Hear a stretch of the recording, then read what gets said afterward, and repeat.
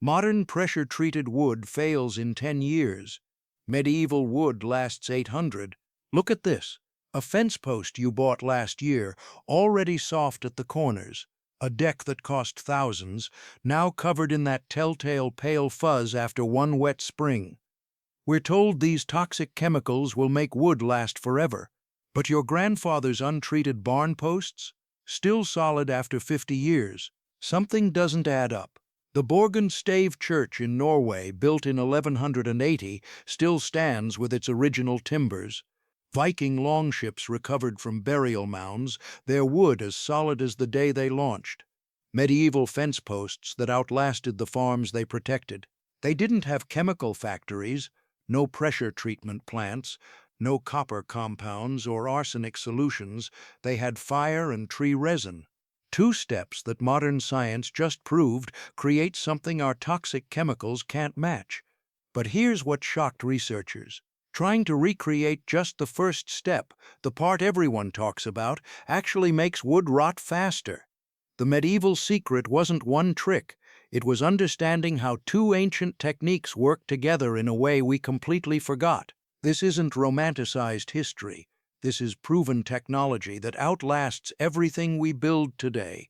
Before we dive in, drop a comment and tell me, have you ever had a deck or fence rot away on you? I want to hear your stories. The lost secret.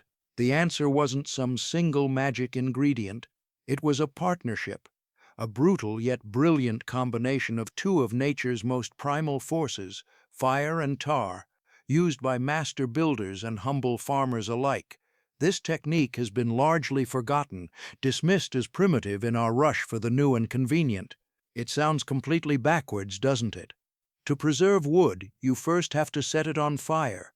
To make it repel water, you coat it in a sticky black substance. It flies in the face of everything we think we know. We spend our lives trying to protect wood from fire, not give it a trial by flame. We invent complex, clear chemical coatings, not slather our projects in something that looks like liquid night. But inside this contradiction is a deep understanding of nature, a wisdom we've traded for convenience. The medieval craftsmen saw wood as a living thing with its own strengths and weaknesses. They knew that to make it last, you couldn't just paint the surface. You had to fundamentally transform its very nature. You had to wage a war on its weaknesses, using fire as your sword and tar as your shield. This wasn't just a technique. It was a philosophy. And to understand how they pulled off this remarkable feat, we have to walk into the fire. Part 1. The Trial by Fire. The first step in this ancient process is the most dramatic, charring the wood. Today, this technique is most famously known by its Japanese name, yakisugi, pronounced yaki-sugi, or shosugi-ban, which means burnt cedar board. While it was perfected in 18th century Japan to protect homes from a humid climate, pests and fire, the core principle is ancient and has appeared in cultures all over the world. For certain applications, like fence posts that would be driven into damp ground, medieval Europeans understood the power of the flame. Historical records from colonial Virginia specifically describe how the ground-set end of fence posts was charred or coated with tar as a preservative measure. They knew fire could be more than just destructive, it could be a tool of creation. The process is a controlled, deliberate act. Imagine a craftsman selecting his timber. He knows the wood has to be properly seasoned, left to air dry for months, even years, letting its internal moisture stabilize. Rushing this in a giant kiln, like we often do today, can make the wood brittle.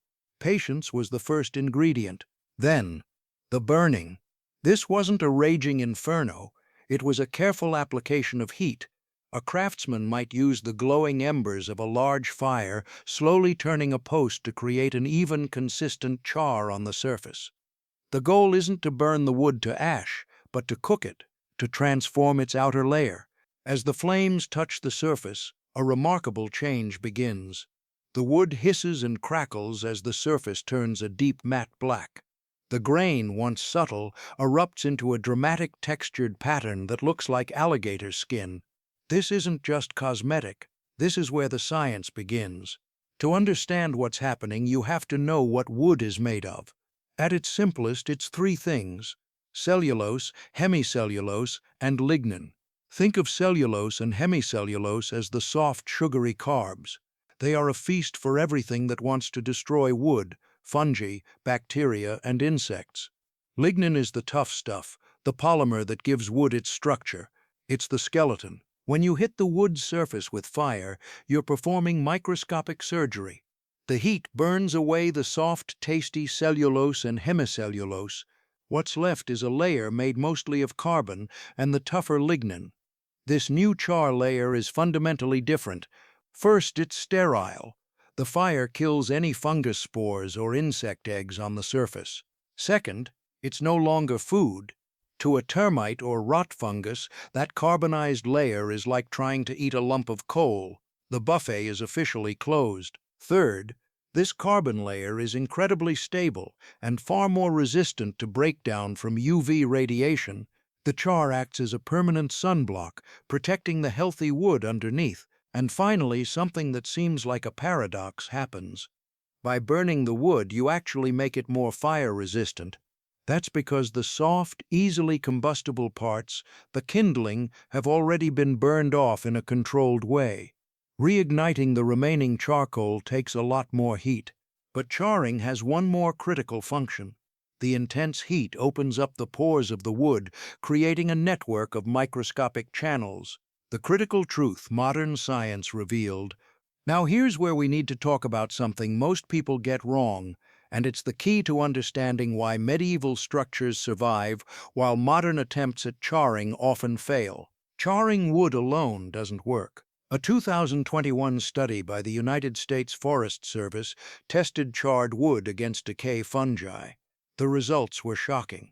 In many cases, charred wood showed increased decay compared to untreated wood. The charring process by itself provided little to no protection and sometimes made things worse. Why? Because that beautiful char layer has microscopic cracks. Water seeps into these cracks and gets trapped. This trapped moisture can actually create perfect conditions for decay fungi. The char becomes a wet blanket holding water against the wood beneath. So why do 800-year-old medieval structures survive? Because they never relied on charring alone. They understood something we forgot. You need both steps working together. The char wasn't the end. It was the preparation. It was opening the gates for the real guardian to enter. If you're finding value in this deep dive into forgotten knowledge, hit that like button. It helps more people discover these ancient secrets. And subscribe so you don't miss the next technique we uncover. Part 2, the Black Shield. If fire was the sword, then tar was the impenetrable shield. After charring, and often while the wood was still warm, craftsmen would apply generous coats of a thick black resinous substance, pine tar. This isn't the petroleum asphalt we use on roads. This was true wood tar, a substance as vital to the medieval and Viking world as oil is to ours. For centuries, especially in Scandinavia, making pine tar was a major industry. It was the lifeblood of their maritime power. Making it was another dance with fire.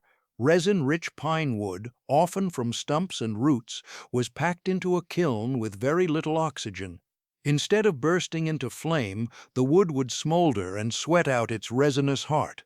This golden black liquid was collected, resulting in a complex cocktail distilled by fire from the tree's own natural defenses. When this tar was applied to the freshly charred wood, a powerful synergy was unleashed. The open pores of the warm wood would draw the tar deep into the grain through capillary action. This wasn't just a surface coat. It was a deep infusion. Often the tar was mixed with linseed oil, which helped carry the tar's protective compounds even deeper into the wood. The science behind it is as elegant as it is effective. First, it's a physical barrier. Tar is hydrophobic. It repels water. Water is the engine of all rot. Without moisture, the fungi that cause decay can't survive. The tar-infused layer becomes a waterproof cloak. But the real genius of pine tar is its chemical defense. According to research published in medical journals, pine tar is packed with phenols and resin acids, the very same substances the living pine tree uses to protect itself from insects and disease. These compounds have proven antibacterial, antifungal, and insecticidal properties. When the tar soaks in, it essentially poisons the wood against its enemies. Any fungus that lands on the surface is met with a hostile environment. Any wood-boring insect gets a mouthful of poison. This creates a perfect defense system. The char layer is the first line, a hard, inedible barrier that blocks UV radiation which would normally break down the tar. But just as importantly, it protects the tar beneath it from sun damage.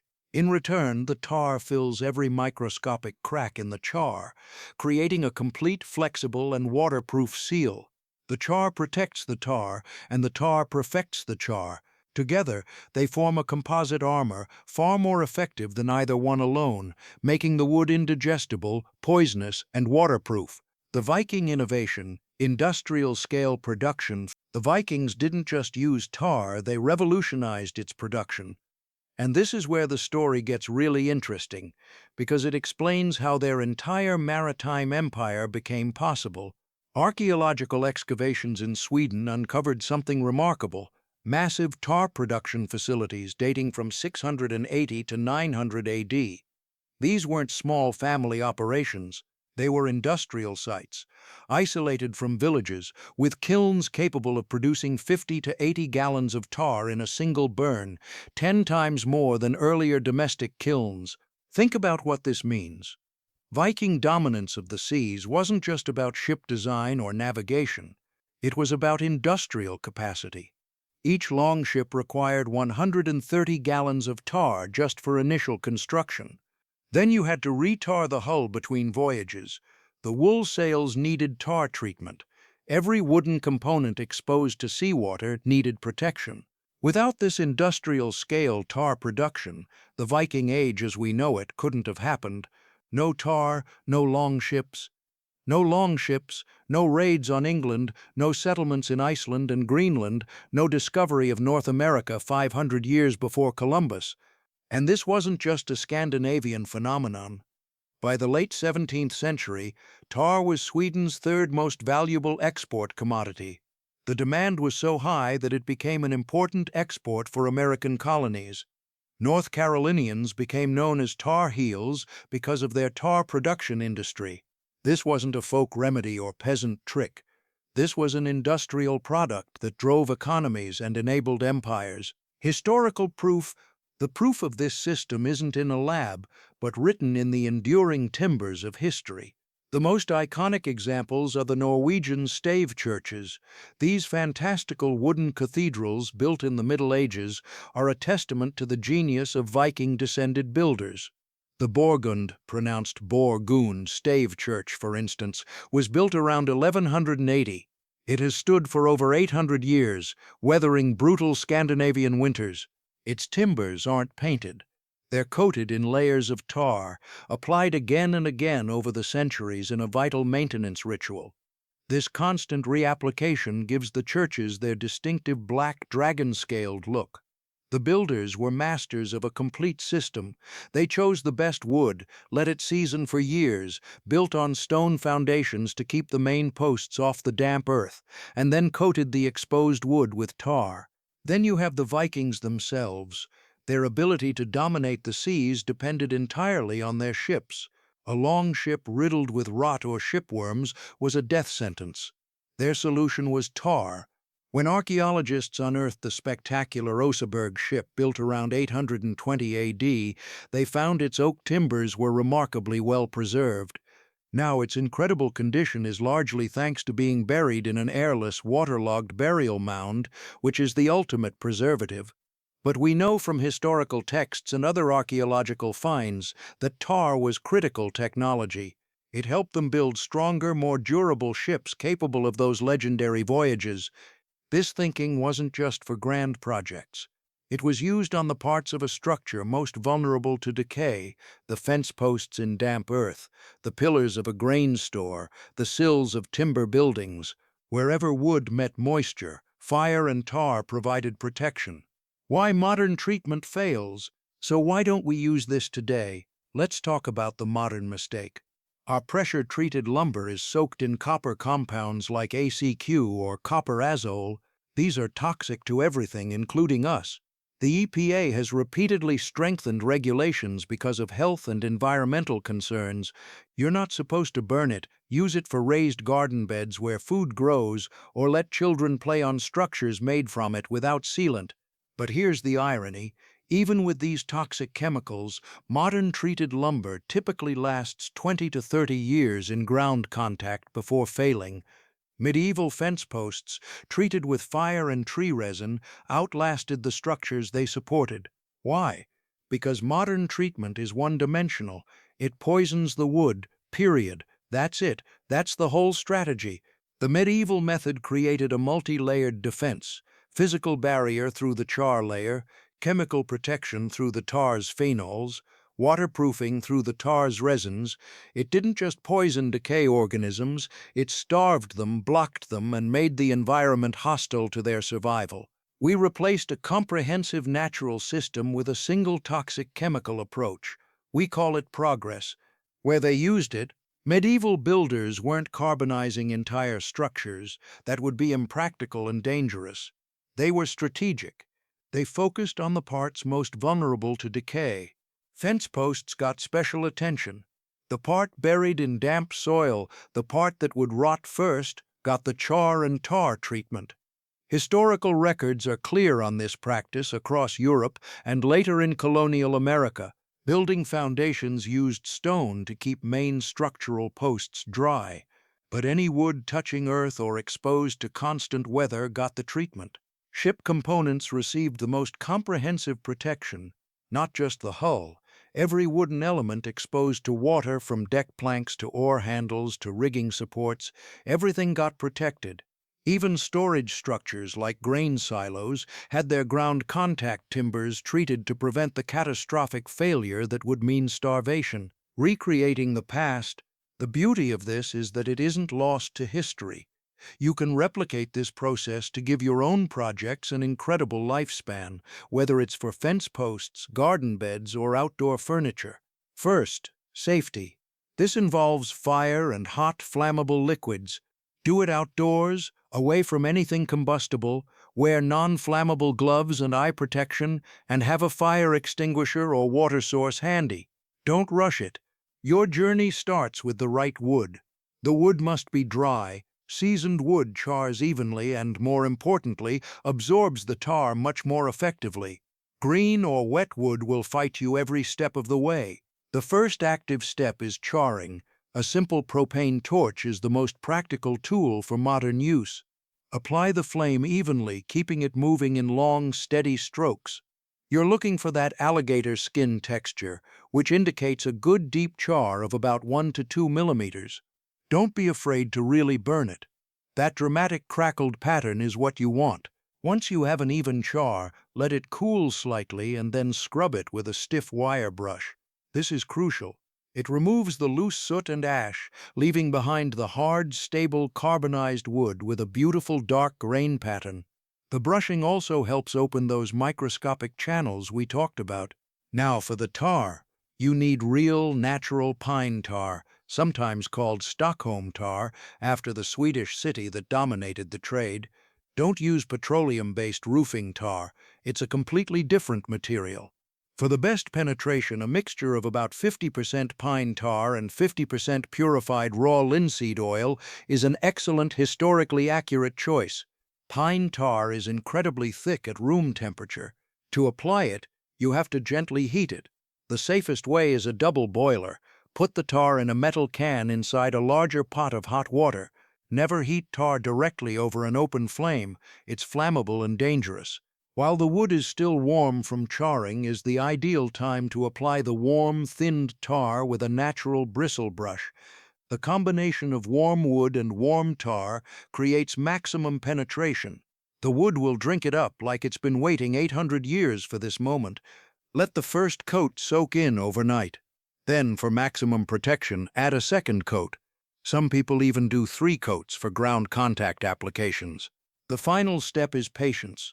The wood needs to cure for several days or even weeks as the linseed oil polymerizes, locking the tar's protective compounds in place.